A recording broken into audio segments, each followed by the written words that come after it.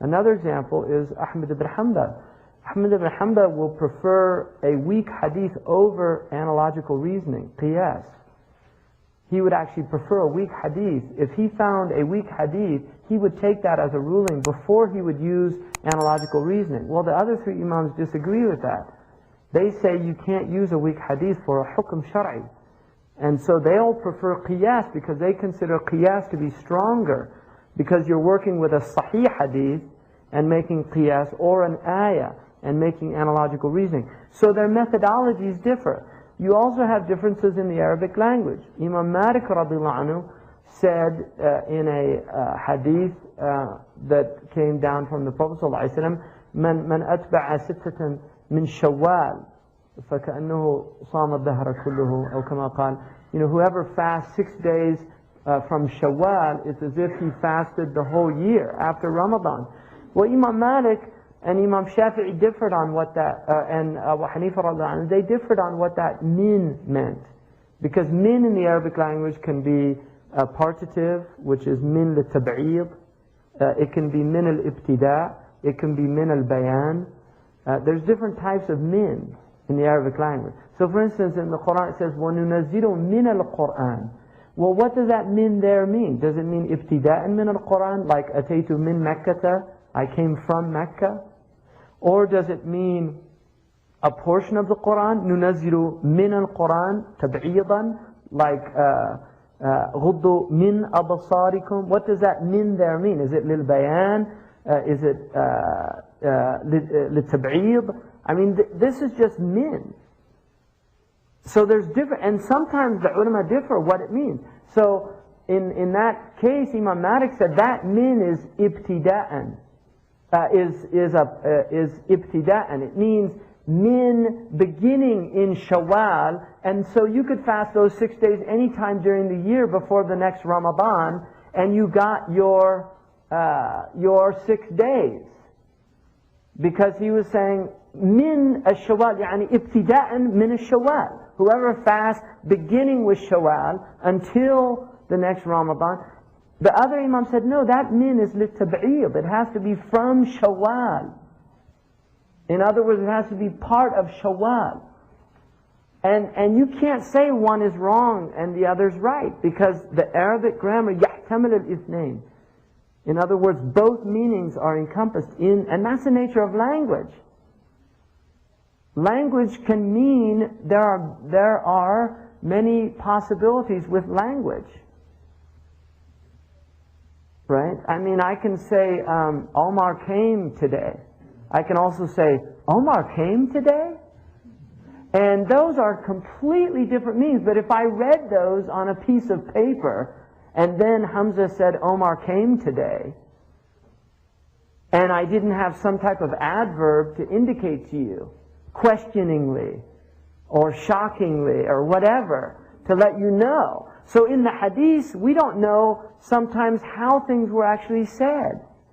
It's not always clarified, and things become ambiguous. And that's where you get the nature of trying to understand. That's what the imams are doing. They're trying to understand what exactly is being said here. And basically, many of them differed, and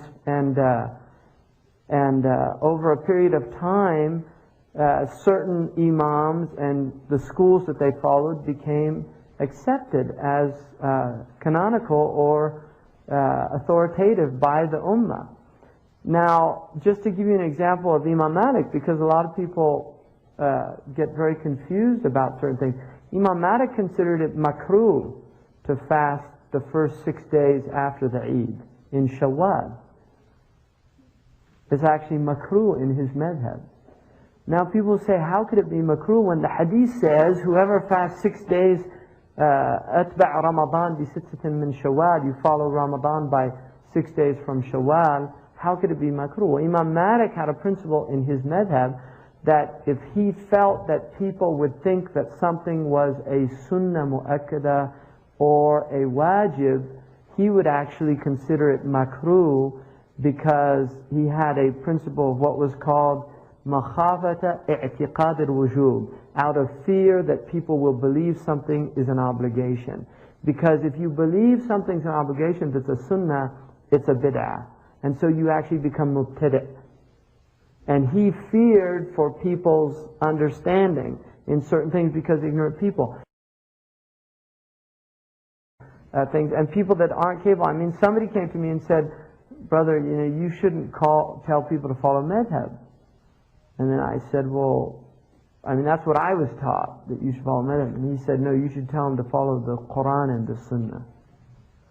And then, first of all, that's called ta'an fi a'immatina. I mean, it's saying that Abu Hanifa didn't follow the Quran and the Sunnah, that Imam Malik didn't follow the Quran and the Sunnah. I mean, it's basically saying that these people weren't following the Quran and the Sunnah.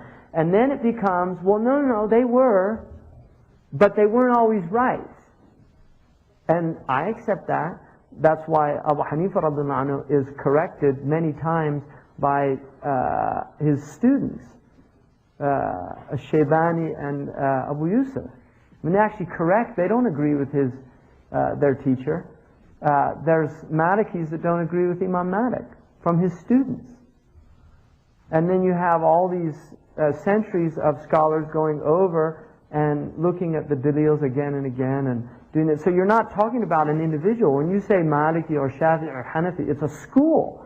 That's what people don't understand. It's a school of a large group of scholars, that what they're all accepting is the methodology of the school. That's the difference. And the methodologies differ. So for instance, the methodology of Abu Hanifa radiallahu anhu is that he will not take solitary transmissions over a principle in his madhab. And that's why even if a hadith is sahih, he will leave it when it's overridden by a principle with him. And that's why there's a hadith that says a non-Muslim is not killed a Muslim is not killed for a non-Muslim. If a Muslim kills a non-Muslim, he's not killed for it. He can be punished, he can pay the diya, but he's not actually killed for it. There's a hadith that says that, and that's the position of Imam Malik and Imam Shafi'i.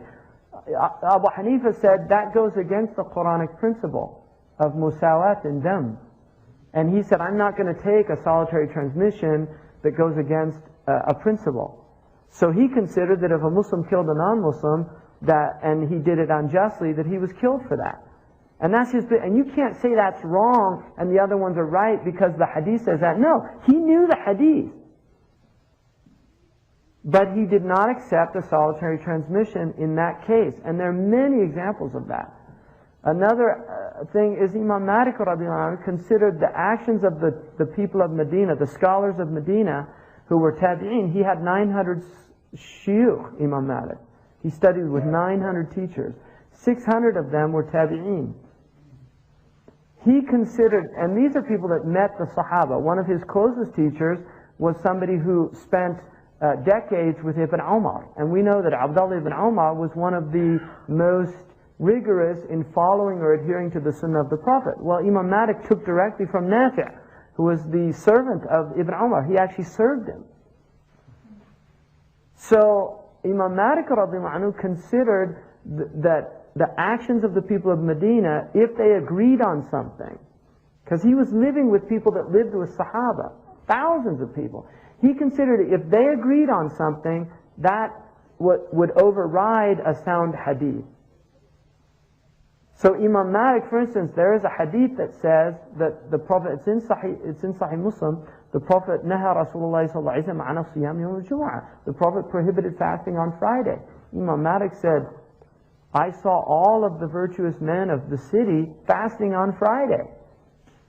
And I'm not going to take a solitary transmission of a hadith that one man narrates and leave what I'm seeing hundreds of scholars in this city doing who lived with the Sahaba, and they were doing that practice when the Sahaba were alive, and the Sahaba didn't tell them, don't fast on Friday. So Imam Malik considered Friday a virtuous day to fast.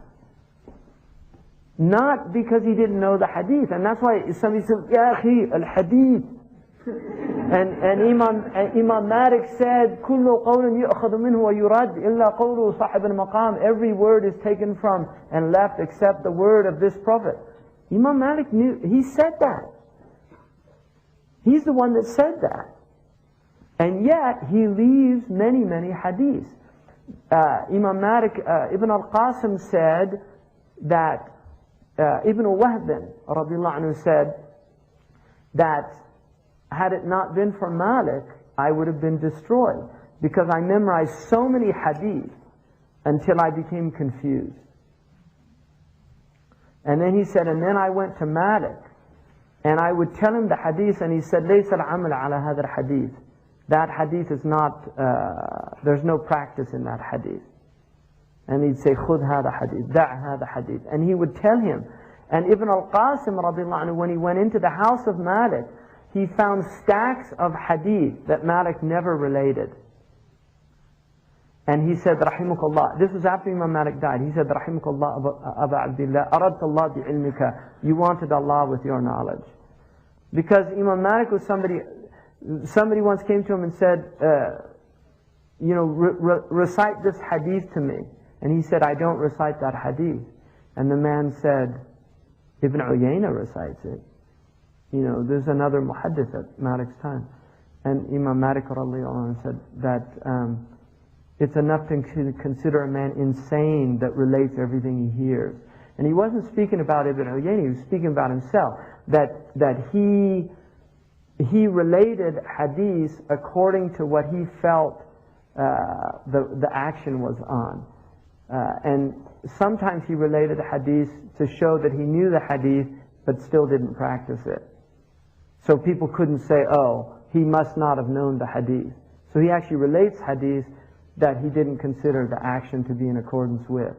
And so Imam Malik was very focused on action, and he would leave solitary transmissions. And what I mean by solitary, in the hadith methodology, the hadiths are broadly divided into two categories, mutawatir and ahad.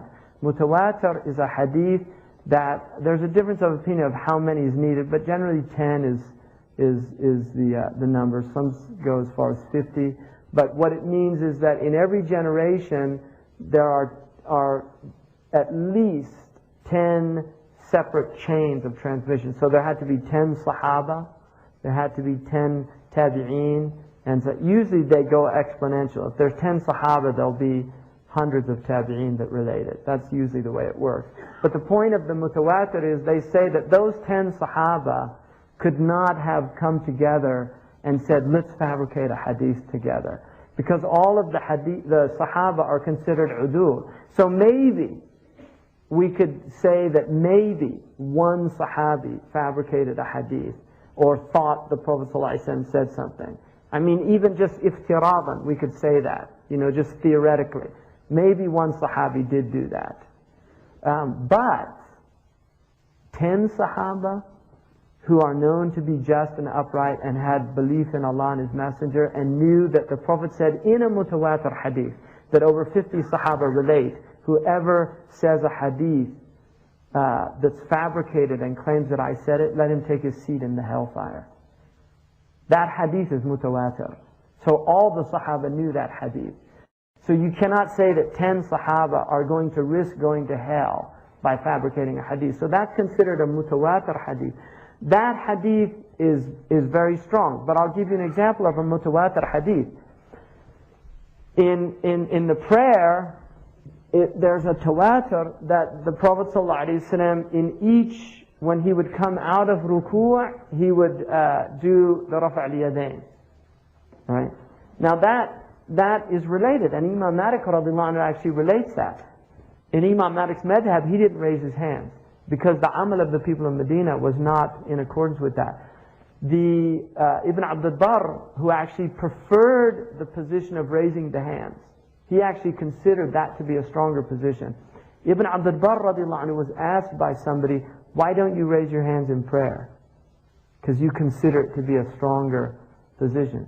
And he said, لا أريد أن أخالف أصحابي في أمر فيه سعة. I don't want to go against my peers, meaning the other Maliki ulama, in a matter that has sa'a. It's not really, it's not he didn't consider it important enough for him because it's from hay'at as-salah. It's not like a sunnah, it's from the hay'ah. In other words, it's if you left it, you don't have to do sahu, something like that. It doesn't have the strength of that. So he just felt that it was better to not go against the majority of people in that matter. And that was his position. So, because they had principles in their madhab that they considered higher than singular narration. See, when you have singular narrations, the probability of error increases. So, for instance, Imam Malik, there's a hadith about the qullatayn, about the khabath, right? لا يحمل الخبث إذا بلغ الماء قلتين. And in the Shafi'i madhab, the Shafi'i madhab, they take that, right? Imam Malik didn't take that because the rawi, the sahabi that narrated that, was not from the fuqaha of the sahaba. And he considered it that if, as long as the water has not changed in one of the three, see, for Imam Shafi'i it had to get to a certain level before you'd consider it pure. Whereas Imam Malik, he said no, as long as the three basic things didn't change. So he knew the hadith, but he didn't take it because of a illah in the hadith. And that science is a very difficult science in hadith, of determining why hadiths are taken or not. So a hadith can be sound, but it can have weaknesses that you don't recognize because you're not at the level of recognizing. Whereas Imam Malik, he preferred the position of the people of Medina because that was an ahad hadith, and the man that related, there are two men that related, neither of them were considered to be among the fuqaha of the sahaba. Do you see? So he would actually look at the rawi, the hal of the rawi, and there are many examples like that. And so Abu Hanifa radiallahu anhu had a principle of not taking, he would need two sound hadiths. Isn't that correct, Imam Jamal? He wanted two sound hadiths to override a principle, right? Abu Hanifa radiallahu anhu.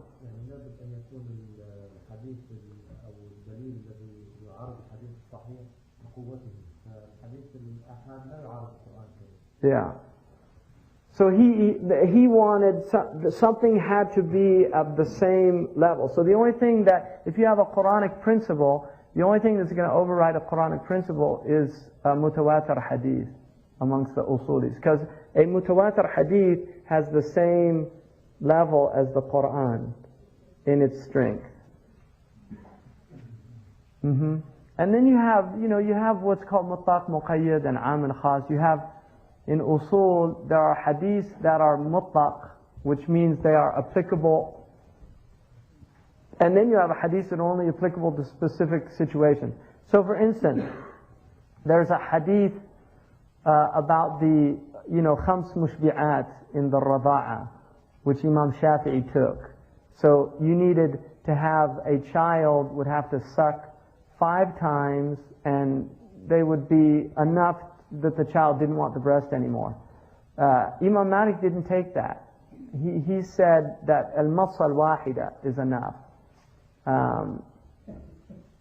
And that was the practice of the people. So there are many examples like that, of the hadith. And it's not rejecting the hadith. I mean, you can't see it as they're rejecting something the Prophet ﷺ said, hashahum. They would never reject anything the Prophet. Don't think that they're rejecting the Prophet's hadith. But what they're saying is that the hadith is not strong enough for them to leave another proof that they have, even though the proof might not be a hadith. Is it kind of like looking at it as this is parallel to something that says that it's not okay? Well, no. That the probability of error, or the probability, for Imam Malik, what he's saying is the practice that the majority of scholars in Medina are doing, they're doing it because that's what they found the Sahaba doing. The Sahaba would not have been doing it had it not been accepted practice. because too many of them are doing it. So if he has a hadith in which maybe 2 or 3 Sahabi relate it, he's not going to leave the practice for an isolated hadith, because he considers that practice to be a stronger proof of what the Prophet ﷺ was teaching. So he's seeing that as a hadith. The amal of Ahl al-Medina has more force than an ahad hadith. Alright, that's what it is. And now, when Imam Shafi'i said, إِذَا صَحَ الْحَدِيث فَهُوَ مَذْهَبِي, that's true. If the hadith is sound, that's my madhab. But that's within the context of his usul. Abu Hanifa would agree, but the hadith has to have the strength that he has stipulated before he's going to leave a Quranic principle. Do you see? I mean, it's a difference in usul. It's not a difference in basic understanding. The Prophet, whatever he says, عَلَى الْعَيْنِ وَرَأْسِ. But when we have what's called ta'arud al-adillah, you know, when proofs are, when you have different understandings, or you have 2 hadiths that say the opposite things, they might have the same rutbah of sahha, the same rank of soundness. The faqih is going to look and determine what other factors are involved here. The first thing he tries to do is make a tawafuq. He tries to find some way of making them agree with each other. So this one's mutlaq, this one's muqayyad. You know, in this hadith it was speaking about a general thing, but here it's a specific circumstance. So he might try to find that. Or he might say, this is abrogated, because the Prophet ﷺ said this in the 2nd year of Hijrah, and this one's, he said, in the 7th year of Hijrah, and so this abrogates that. That's what he's going to be looking at. He's going to be looking at that. And the same is true with the linguistic aspect of it, of interpreting it from language. You know, and I was telling you about that man who said to me, you should be following the Quran and Sunnah. And so I just said to him, look, first of all, the only way you know the Quran is from the Rijal. I don't care what you tell me, the only way that you know that Allah said something is because the Quran is mutawatir, transmitted by men and women. That's the only way we know the Quran. And so if I'm ignorant and some person comes up to me and makes up a verse and says it's in the Quran, and he speaks very eloquent Arabic and I don't speak Arabic, how do I know that's not in the Quran? I'm not a hafiz, I don't understand Arabic, and this and that. He can just lead me astray, right? So the way we know the Quran is because of the mutawatir transmission of the Quran.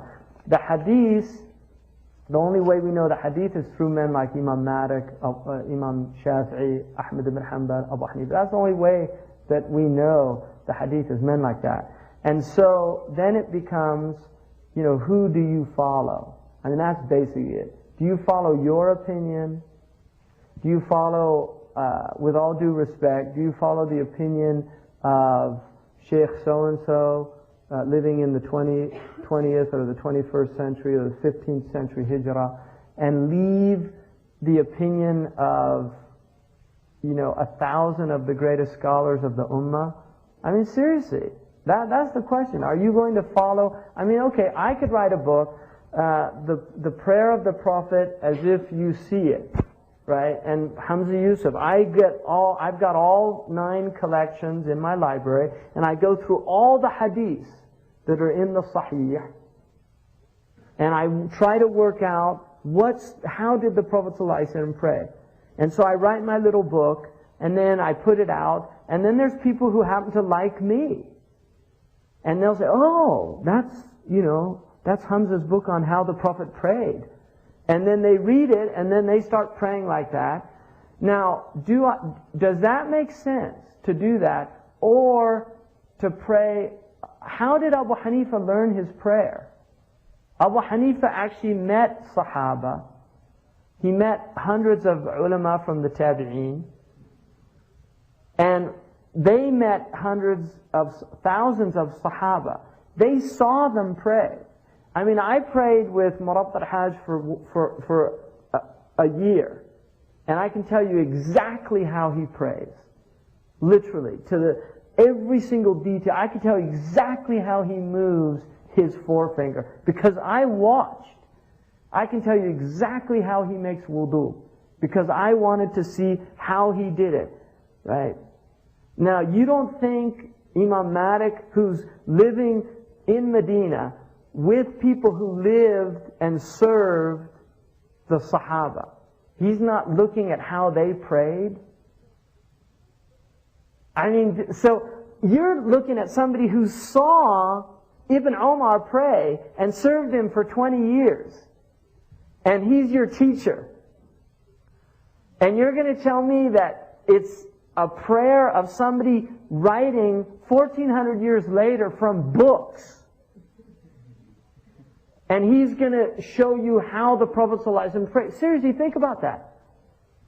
I mean, he's going to show you how the Prophet prayed. When those people saw people praying who saw the Prophet ﷺ pray. And the Prophet, what did he say? Sallu kama ra'aytumuni. People come up with the argument, for example, when he was in Iraq, he did not have a hadith, he never reached him. Right. Well, the Imam Sheikh Abdullah bin Bayya said in the series of lectures that he gave in California, he said it's our belief that the Imams knew all of the hadiths that relate to the ahkam. And there's only about 500 of them that actually deal with ahkam. There's not that many hadiths. And these men spent their entire lives. Imam Malik lived 92 years. And he was giving fatwa at the age of 17 in Medina. And he was living at a time when everybody went to Medina during their Hajj. So the idea that, I mean, here's a man who memorized over 100,000 hadith. And Imam Malik would only memorize sound hadith, even though he had literally hundreds of thousands of hadith in his personal collection. So the idea that they didn't know those 500 basic hadiths of ahkam is just a total absurdity. It really is. Even though Imam Malik, out of modesty, did say, although Qadi Iyad challenges the narration, he did say, when he was asked by Abu Mansur to make the Muwatta the official book of the entire Ummah, like the Quran, it would be the Hadith book, and he said, no, the Sahaba spread out and took with them knowledges that might not have come to us. So he was leaving that possibility open, and that possibility is there. There might be some hadiths that they didn't know. But the overwhelming majority, they certainly did. And their scholars who came after them did make those corrections and redresses. I mean, by the time the great scholars of the Madhabs were working, and I'm talking about in the Shafi'i Madhab, Imam Nawawi, who kind of finishes off the Madhab in terms of just making a complete statement of the Madhab. Imam Nawawi, to say that he didn't know all of the hadiths in ahkam is a total, it's just a lie. I mean, he knew all of the hadiths related to ahkam. And certainly Ibn Abdul Barr in the Maliki Madhab knew all of the hadiths. He memorized over 100,000 by rote, and he knew all of the hadiths of ahkam. And by that time, al-Bukhari, all the great collections had been done. By the time people like Qadi Iyad and Ibn Abdul Barr, they were the transmitters of those collections. So the idea that they didn't know the hadiths, I mean, that's just, these are really these modern red herrings that are put out by people that are just dissembling. I don't think they're doing it wittingly, and don't get me wrong. I think a lot of these people are very sincere, but they really don't know the tradition. I'm not saying they're doing it on purpose, but they are ignorant, and their arguments are very superficial arguments. I mean, that's in reading them and looking at them myself. I mean, there's one argument that's always brought up that they say, وَأَحْمَدْ بن حنبل قال من قلة علم المرء أن يقلد غيره في دينه. From the lack of knowledge that a man has in this religion is that he imitates others in his religion. And they use that as this kind of attack on taqleed, and yet that is the very proof of taqleed. And that's what's so strange to me, that you can't see that that is exactly why you are muqallid, because you don't have any knowledge.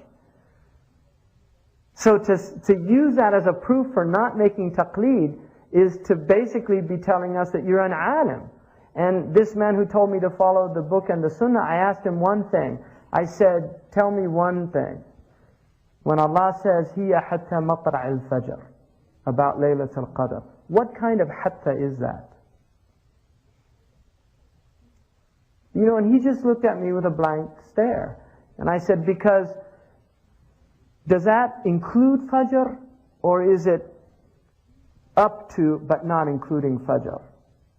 Because there's two types of hatta in that situation. There's actually 17 types of hatta in Arabic. But in that situation, there's two types. You can say, أكلت السمكة حتى رأسها, or أكلت السمكة حتى رأسها. And based on what that hatta, is that a hatta in which what follows it is mansub, or is that a hatta in which what follows it is majroor, and it's going to change the meaning? So you tell me. If you know that it's majroor, tell me what it means. Is it hiya hatta matla' al-fajr, including fajr, or up until but not including fajr? And he couldn't answer that question. I said, that's one harf in the Quran, and you can't tell me what it means. So why should I trust that you can understand what hadith means?